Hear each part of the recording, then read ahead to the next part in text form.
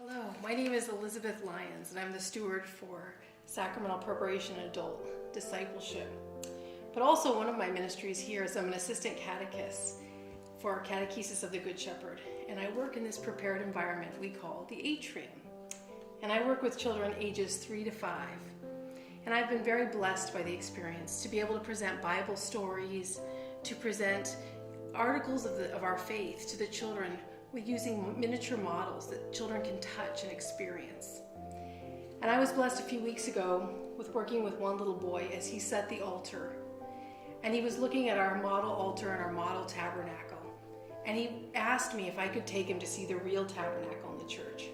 And so I closed everything up, took him over to the church, and we knelt down next to the tabernacle. And then he asked me, "Can you open up the tabernacle so I can see inside? I want to see inside." And I said to him, "Well, remember, this is really Jesus, so we have to be very reverent." So he and I knelt down. I opened the inside of the tabernacle, and he saw the ciborium.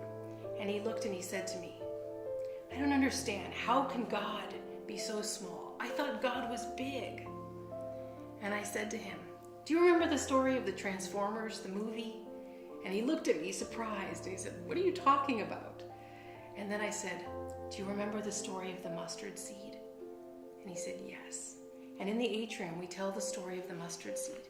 And each child takes in their hand and holds a tiny mustard seed. And they see how small it is. And I said to him, "Do you remember holding the mustard seed in your hand?" And he said, "Yes." And I said, "What happens to the tiny mustard seed?" He said, "It grows and it becomes the biggest seed." And I said, "That's right. And that's like God. God can be very big, but make himself really small for us." And so it helped this little boy to understand a great paradox, that God of the universe could be so big and yet be so small. And it reminds me that ultimately at the heart of our Christian faith, it's a paradox. How can God, who's God of the universe, make himself one of us, become small and be one of us? How can the God of the universe, who is life itself, die on the cross so that we can live? This is our faith. It's a paradox. And so in Sunday's gospel, we remember.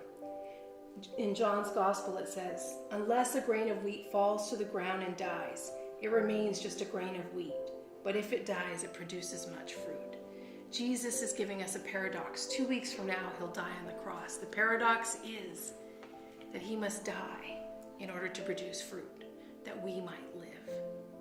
Adam ate from the tree of the knowledge of good and evil, and the result was death. Jesus allows himself to be raised up on the cross, and on the cross we get the new tree of life that leads to eternal life.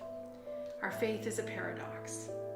And so Jesus calls us to die to ourselves, just as he will in 2 weeks.